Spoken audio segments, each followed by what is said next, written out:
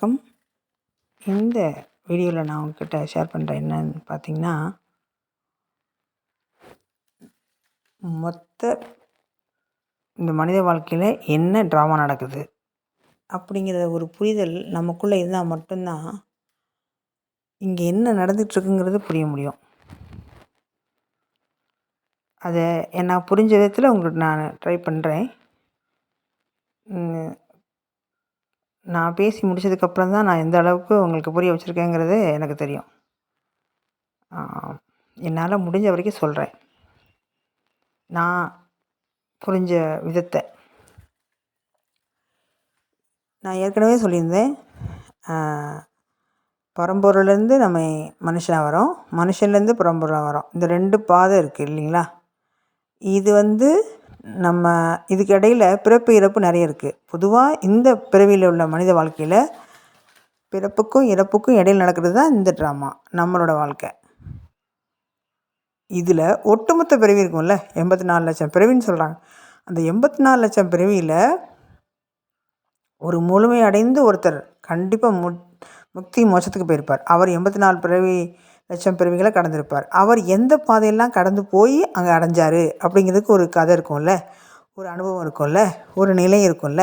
அதுதான் நான் விளக்க முயற்சி பண்ணுறேன். இப்போது இந்த பூமியில் இப்போ நான் இருக்கேன், இந்த மனிதனாக பிறந்துட்டேன், அதுவும் பெண்ணாக இருக்கேன். இதுக்கு முன்னாடி அப்படியே போயிட்டே இருந்து நான் இறைவனாக பரம்பொருளாக இருந்திருப்பேன் இல்லையா? அது வரைக்கும் என்ன நடந்திருக்குங்கிறத நான் பேசுகிறத விட இதுக்கு முன்னாடி போய் சேர்ந்துருப்பாங்க இல்லையா?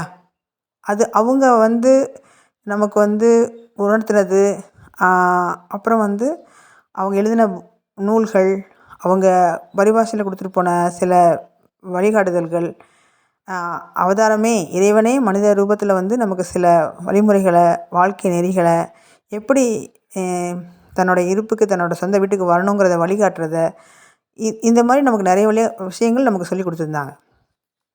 அதை நம்ம சரியான கோணத்தில், சரியான பக்குவத்தில் புரிஞ்சுக்கிட்டால் நம்ம அந்த இதை கடை தெரியலாம், வீடு பேரை அடைஞ்சிடலாம்.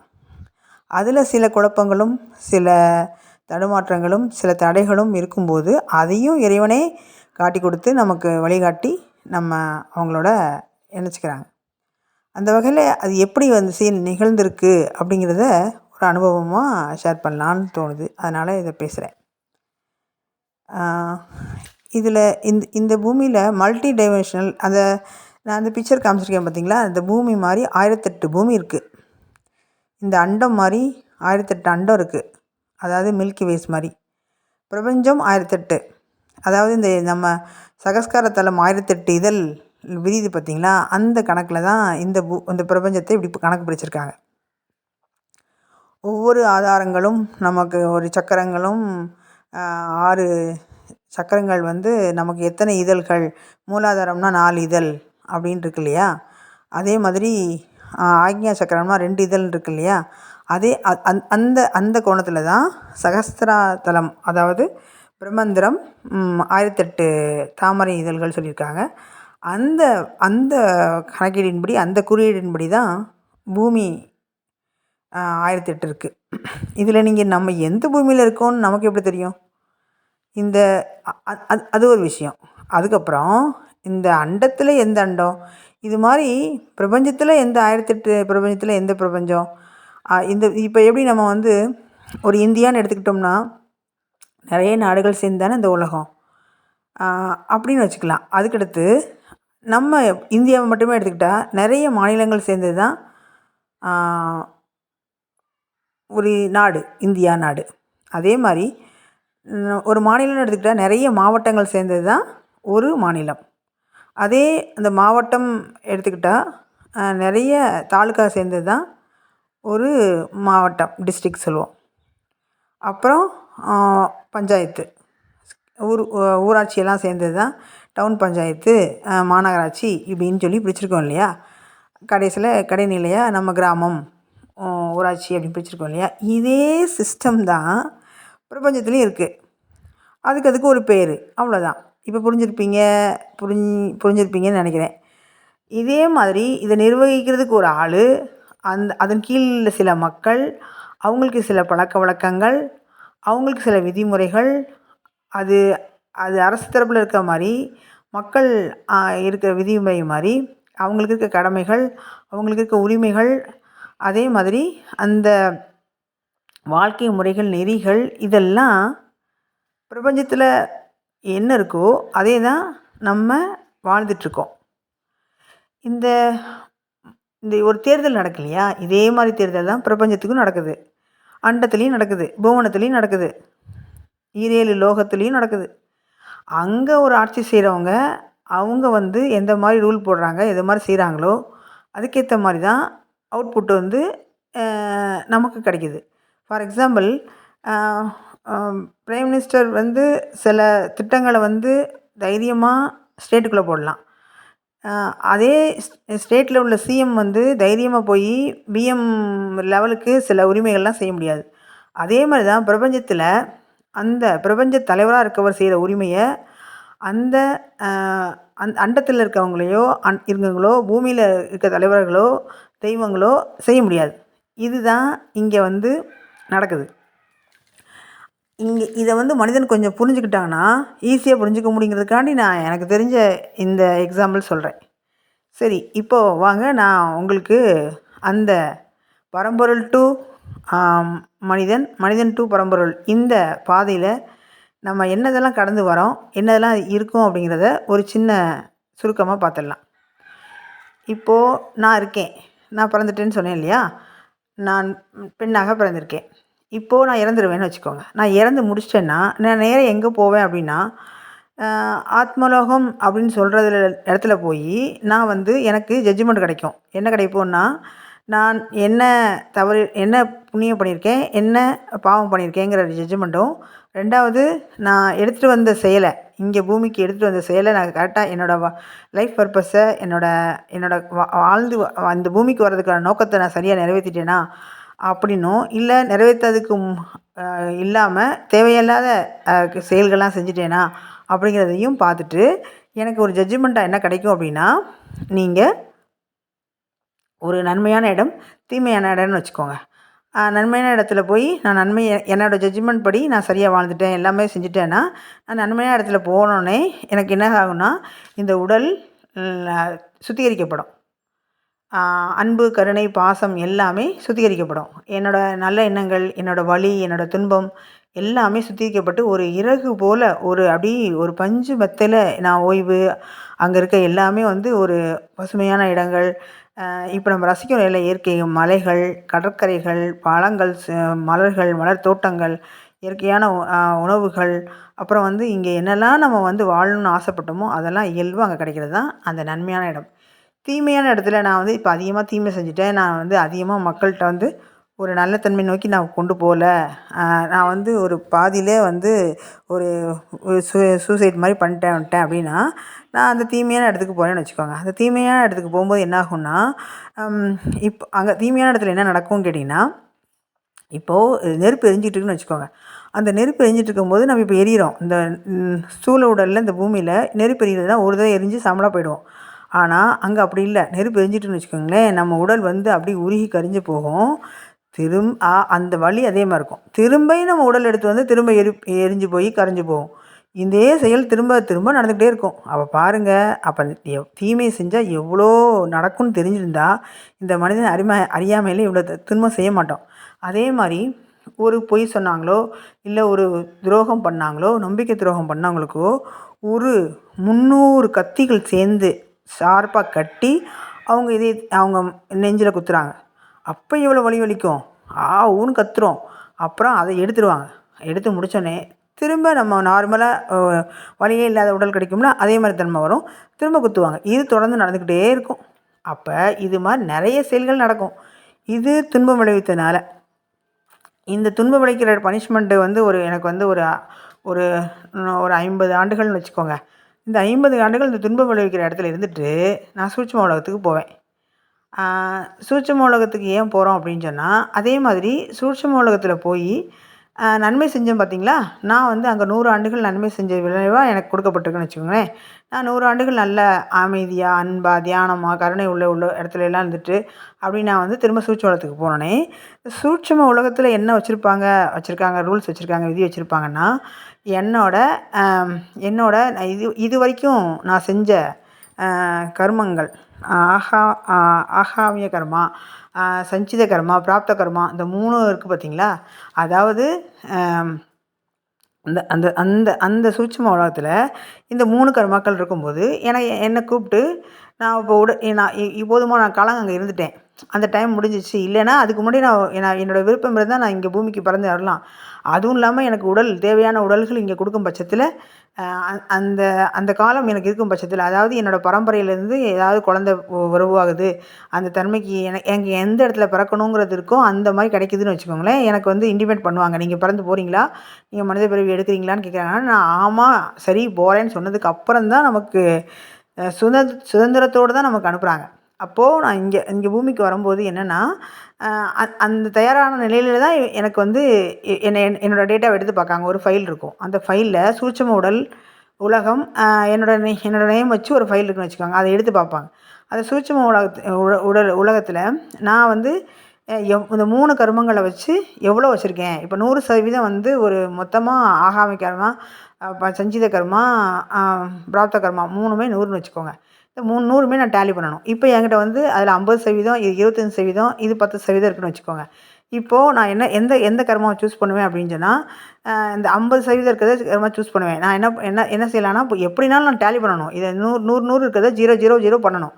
அப்போ நான் என்ன பண்ணுறேன்னா, இங்கே வந்து எந்த உடல் எடுத்தால் எந்த கர்மாவை கழிக்கிறதுக்கு ஏற்ற மாதிரி உடல், எந்த மொழி, எந்த மனிதர்கள், எந்த சூழ்நிலை, இதெல்லாம் நான் வந்து அவங்களே அந்த இங்கே தான் ஆகாஷ் ரெக்கார்ட் இருக்குல்ல, அதன் மூலமாக வச்சோ இங்கே தான் கண்காணிப்பு மாதிரி பார்த்துக்கிட்டே இருக்காங்கல்ல, அதை வச்சு நம்மளை எந்த இடத்துலன்னு சூஸ் பண்ணிடுவாங்க.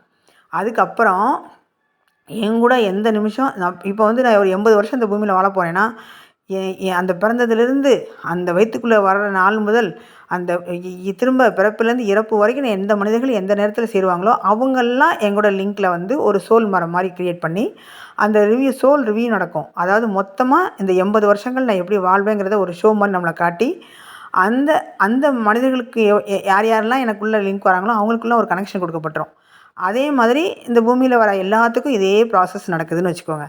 இப்போ இந்த ப்ராசஸ் நடந்த உடனே இந்த ரிவ்யூ காமிப்பாங்க. அப்போ நமக்கு இயல்பாக காமிக்கிற ஒரு சிரிப்பு மூலம் நமக்கு வாழ்க்கை துணை, ஒரு கண்ணை வந்து அந்த சிரிப்பு இதை மாதிரி காமிப்பாங்க. அப்போ நம்ம வந்து அதை பார்த்துருப்போம். அதை வச்சு தான் இங்கே பூமியில் வந்து பார்த்தோன்னே காதல், இது சோல்மேட்டு, இது நமக்கு தெரிஞ்சவங்க, ஒருத்தங்க வெறுப்பு, ஒருத்தங்களை பார்த்தோன்னே பிடிக்குது, இந்த மாதிரிலாம் செயலுக்கு என்ன காரணம், ஆல்ரெடி நம்ம மேலே பார்த்துட்டு இங்கே வர்றதுனால தான். இப்போ இந்த சூட்சும உடலில் உலகத்தில் அந்த உடல் நம்ம எடுக்கப்பட்டு அந்த உடலில் நமக்குள்ளே வந்து இப்போது இந்த ஆகாமிய கர்மா, பிராப்த கர்மா, சஞ்சித கர்மா இருக்கு இல்லையா, இதில் இந்த சஞ்சித கர்மாங்கிறது வந்து என்னென்னா காரண உடலில் இருக்கும். அந்த காரண உடலில் உள்ள சஞ்சித கர்மாங்கிறது என்னென்னா, நான் இப்போ 84 லட்சம் பிறவி எடுத்தேன்னா, நான் 83 லட்சம் பிறவி எடுத்திருக்கேன்னு வச்சுக்கோங்க. அதோட டேட்டா ஃபுல்லாக அந்த காரண உடலில் உள்ள ஃபைலில் இருக்கும். அதில் நான் என்னவாவது டேலி பண்ணியிருக்கேன் இல்லையான்னு கேட்டால், அதுலேருந்து எடுத்து கொஞ்சோண்டு இப்போது அங்கே 100% இருந்துச்சுல்ல, அதில் நான் 50% சரி பண்ணியிருக்கேன்னா, அந்த 50லேருந்து ஒரு 20% எடுத்துகிட்டு சூட்சும உலகத்துக்கு வருவேன். சூட்சும உலகத்துலேருந்து எனக்கு வந்து அதை வந்து பிராப்த கர்மாவாக கொண்டு வந்து, அந்த பிராப்த கர்மாவுக்கு ஏற்ற மாதிரி உடல்நிலையை கொண்டு வந்து எனக்கு சூழ் உடல் கொடுத்து இந்த பூமியில் பிறக்க வைப்பாங்க. இப்படி தான் இங்கே எல்லா மனிதர்களும் வராங்க. அது 850 கோடி இருக்க மனிதர்களும் சரி, இங்கே புல், பூச்சி, வண்டு, இங்கே எல்லாமே ஒரு அறிவுலேருந்து 6 அறிவுள்ள மனிதனும், ஏன் அந்த சித்தர்கள், ஞானங்கள்லாம் அவங்க ஒரு லோகத்துலேருந்து, அதாவது இன்னும் மேல்நிலை ஹையர் சோல் வேர்ல்டுலேருந்து வராங்க. இப்படி தான் இந்த சுழற்சி நடந்துக்கிட்டே இருக்குது. அப்போது நான் வந்து இந்த மாதிரி பூமியில் கொஞ்சம் வாழ்ந்துட்டு போகிறேன். கொஞ்சம் வந்துட்டு கொஞ்சம் நான் கெட்டதும் நான் செஞ்சுட்டேன்னா, இந்த டேட்டா போய் ஆகாமிய கர்மாவில் வந்து செஞ்சதை வந்து சஞ்சித கர்மாவிலவே திரும்ப செவராகி, அந்த சஞ்சித கர்மாவில் இப்போ நான் 50% வச்சுருந்தேன் இல்லையா, 20 எடுத்துகிட்டு வந்தேன். திரும்ப நான் 20 காலி பண்ணிட்டு போயிருந்தேன்னா பரவாயில்ல, 30 ஆக்கிட்டேன்னா அந்த 10 போய் அங்கே போய் சேர்ந்துடும். அந்த போய் சேர்ந்தோடனே இந்த மாதிரி வந்து அந்த டேட்டா கூடும் குறையும். இந்த மாதிரி இது எப்போ நான் வந்து நல்ல கருமாவையும் கெட்ட கருமாவையும் 0 ஆக்குறேனோ அப்போ தான் நான் என்ன பண்ணுவேன் அப்படின்னா, அந்த காரண உடலில் இருக்க தன்மையை ஃபுல்லாக எல்லாத்தையும் எரேஸ் பண்ணால் மட்டும்தான் இங்கே ஸ்தூல உடல், இந்த சூட்சம உடல், இந்த காரண உடல், இந்த 3லேயும் என்கிட்ட இருக்க ப்ளஸ்ஸு மைனஸ் எல்லாத்தையும் டேலி பண்ணதுக்கு அப்புறம் தான் நான் என்ன பண்ண முடியும் அப்படின்னா, வெட்டவெளி, துரியம், துரியாதீதம் நிலைக்கு போக முடியும். அந்த துரியாதீதம் நிலைக்கு போகும்போது தான் இங்கே வந்து எல்லாமே ஒன்னஸ்ங்கிறத வந்து உணர்ந்திருப்போம், இங்கே அனுபவமாகவே ஆயிடுவோம். இப்போ சொல்கிறாங்க இல்லையா, அதாவது வந்து முற்றும் துறந்த முனிவர்கள் அப்படின்னு சொல்லி இப்போ சொல்கிறது, பெரிய பெரிய நிலையில் இருக்கவங்கலாம் சொல்கிறதெல்லாம் வெட்டவெளி வெற்றி இடத்துல இருக்காங்கன்னு சொன்னால், அந்த வெற்றிடமாக அந்த காற்றா இந்த பிரபஞ்சத்திலே கலந்து போகிறது என்ன தன்மைனா இந்த நிலை தான். அந்த இதில் இந்த சூட்சும உடலுக்கும் இப்போ நம்ம எப்போ நமக்கு புரிதல் வந்திருக்கோம் அப்படின்னு சொன்னால், ஸ்தூல உடலில் இப்போ நம்ம இருக்கோம்னு வச்சுக்கோங்களேன். இப்போ நான் இருக்கேன். எனக்கு வந்து இப்போ எங்கே கூட கனெக்ஷன்லாம் இருக்கும்னா, சூட்சும உடலுக்கும் காரண உடலுக்கும் இந்த 3 உடலுக்குள்ள கனெக்ஷனில் உள்ள தெய்வங்களை வந்து நமக்கு புரிதல், அறிதல் எல்லாமே நிகழ்ந்திருக்கும். அந்த ஸ்தூல உடலிருந்து நம்ம பயிற்சி இதெல்லாம் பண்ணும்போது சூட்சும உடலுக்குள்ள தன்மைகள், அந்த 5 கோஷங்கள், ஞானேந்திரியம், பிரம்மேந்திரியம், ஞானேந்திரியம், அதுக்கப்புறம் வந்து பஞ்சேந்திரியம், அந்த மாதிரி விஷயங்கள், அப்புறமா மனம், புத்தி, அகங்காரம், அப்புறம் இந்த 3 குணங்கள் இருக்கு இல்லையா, அந்த இந்த மாதிரி தன்மையிலெல்லாம் நம்ம வந்து ஒரு இதாக சுத்திகரிக்கப்பட்டு நம்ம எல்லாமே க்ளீன் ஆகி நம்ம ஒரு பரிசுத்த நிலைக்கு போகும்போது மட்டும்தான் நம்ம வந்து ஈஸ்வரன், சிவன் அப்படிங்கிற தன்மைக்கு போவோம். அப்போ இந்த சிவன்கிற தன்மைக்கு போகும்போது என்னாகும் அப்படின்னு கேட்டிங்கன்னா, நம்மக்கிட்ட வந்து நான் கடவுள்னு தன்மை ஏற்கனவே வந்துருச்சு.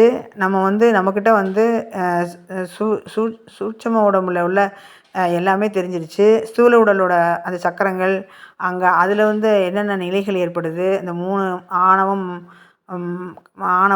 மலம், கன்மம், அது புத்தி, அகங்காரம், சித்தம், இந்த மாதிரி உள்ள செயல்கள் இதெல்லாம் டேலியாகி புரிஞ்சு இந்த பூமிக்கு வந்த நோக்கம், அதை செயல்பட்டு இப்போ வந்து நமக்கு அதை அனுபவிக்க வர்றோமா, இல்லை அனுபவிக்க ஏற்கனவே செஞ்ச அனுபவத்தை யாரோ செய்வாங்கள்ல. ஃபார் எக்ஸாம்பிள், நான் வந்து ஒரு ஞானியாக இந்த உலகத்தில் வாழ்ந்து போயிட்டேன்னு வச்சுக்கோங்க. அப்போ வந்து நான் சதா பயிற்சி வாழ்க்கை அப்படின்னு சொல்லி எதையுமே இந்த உலகத்தை அனுபவிக்காமல் காட்டிலே தவம் பண்ணி இருந்திருப்பேன். எனக்கும் ஒரு இச்சை எப்படி வந்திருக்குன்னா, நானும் சாதாரண மனிதர்கள் மாதிரி வாழ்ந்துருக்கூடாதா, நமக்கு யாராவது நன்மையை செய்ய மாட்டாங்களா, நமக்கு யாராவது வந்து நம்ம உடலை வந்து பார்த்துக்க மாட்டாங்களா, நம்ம உடலை குழந்தை மாதிரி பார்த்துக்க மாட்டாங்கன்னா, அடுத்த பிரிவில் அவங்க ஆடிசமாக பிறந்துடுவாங்க. ஆடிசமாக பிறக்கும்போது பார்த்திங்கன்னா, ஒரு குழந்தைய வந்து மற்றவங்க தான் கவனிப்பாங்க. இந்த மாதிரி தான் உடல் எடுத்து வந்து அந்த இச்சை நம்ம என்ன நினைக்கிறோமோ, நம்ம எண்ணம் போல் வாழ்க்கைங்கிறது, எண்ணம் போல் வாழ்வு, மனம் போல் வாழ்க்கை அப்படின்னு சொல்கிறதெல்லாம் சும்மாவே இல்லை, அது உண்மை, 100க்கு 100 உண்மை. அந்த வகையில் தான் இந்த பூமி கட்டமைக்கப்பட்டதோட நம்ம மனசில் நாம் என்ன நினைக்கிறோமோ அதான் கட்டமைக்கிறோம். இங்கே வந்து மேனிஃபெஸ்டேஷன் அதெல்லாம் வந்து என்னென்னு கேட்டிங்கன்னா, இதெல்லாம் அதுலேருந்து வந்த சின்ன சின்ன ஒரு விதமான ஒரு திரிபா, எப்படி இப்போ அந்த ஹைப்ரிட்டு வருதில்ல, நாட்டுக்காயிலேருந்து ஹைப்ரிட் வருதில்ல, அதே மாதிரி தான் இந்த எண்ணத்துலேருந்து மனத்துலேருந்து செயல்பட்ட நம்ம வந்து செஞ்ச சங்கல்பத்தை இவங்க மேனிஃபெஸ்டேஷன் அப்படி மாற்றிட்டாங்க. எப்படி நம்ம பிள்ளைகளுக்கு தோப்புக்கரணம் போடுறது இப்போ வந்து அங்கே ஒரு யோகாவாக மாற்றிட்டாங்க இல்லையா, அதே மாதிரி தான் இங்கே எல்லாமே வந்து ஒரு மாற்றமாக காலத்து சூழ்நிலைக்கு ஏற்ற மாதிரி மாறிடும். அதுவும் இல்லாமல் முந்தி காலத்துலலாம் நம்ம எங்கேயும் பயணம் செஞ்சு மக்களோட தொடர்பெல்லாம் இருந்திருக்க மாட்டோம். இப்போ வந்து அமெரிக்காலேருந்து இங்கே வராங்க, இங்கேருந்து அங்கே போகிறாங்க, தொழில்நுட்பம் காலம் வந்துருச்சு. அந்த டைமில் வந்து நிறைய விஷயங்கள் பரிமாற்றம் ஆகுது. அப்போ வந்து இங்கே உள்ளது அங்கே மாறும், அங்கே உள்ளது இங்கே மாறும்போது காலப்போக்கில் எல்லாமே மாறிட்டு வருது. சரி, இது வந்து இயல்பு, இது வந்து நிதர்சனம். இப்போது ரீசெண்டாக ஒருத்தவங்க சொல்லியிருந்தாங்க, 100 வருஷம் 1000 வருஷம் முன்னாடியே தமிழ்நாடு இப்போ அமெரிக்கா இருக்குது பார்த்தீங்களா, எவ்வளோ டெக்னாலஜியோட, சிலிக்கான் வேலி, ஐஐடி எல்லாமே டாப்பில் இருக்கு இல்லையா, எல்லாமே டாலரில் அவங்க தான் நம்பர் 1 இருக்காங்க இல்லையா. அந்த மாதிரி எது இருந்துச்சான், தமிழ்நாடு இருந்துச்சான். அப்போ 1000 வருஷம் முன்னாடி இந்த தமிழ்நாடவே இவ்வளோ இந்த நிலைமைக்கு மாற்றிட்டோன்னா, அதுக்கு முன்னாடி எல்லாம் எப்படி இருந்திருக்கும் பாருங்கள். நம்ம இப்போ வரலாறுலாம் படிச்சிருப்போம். பண்டைய கிரேக்க நகரங்கள், அந்த சைனா, அப்புறமா சிந்துவெளி, அப்புறமா வந்து மெசபடோமியா, எகிப்து, இந்த நாகரிகங்கள் வாழ்ந்த காலத்தில் வந்து வளர்ச்சி பெற்ற நகரங்கள், நம்ம அந்த லோத்தல், அப்புறம் குஜராத்தில் இருக்கிறது, அப்புறம் வந்து அதோட வேறு என்னது, ஹரப்பா, மொஹஞ்சதாரோ இந்த மாதிரிலாம் வந்து ஒரு புகழ்பெற்ற ஒரு வளர்ச்சியடைந்த நகரங்கள் தான் அழிஞ்சு இந்த மாதிரி போயிருக்கோம் இல்லைங்களா. அதே மாதிரி நம்ம தமிழ்நாடு 1000 வருஷம் முன்னாடி அமெரிக்காவுக்கு இப்போ இருக்க ரைட் 2025 6 இருக்கிற அமெரிக்காவுக்கு நிகராக 1000 வருஷத்துக்கு முன்னாடி தமிழ்நாடு இருந்ததா அந்த ஆய்வில் கண்டுபிடிச்சி அந்த அந்த ரன்வீர்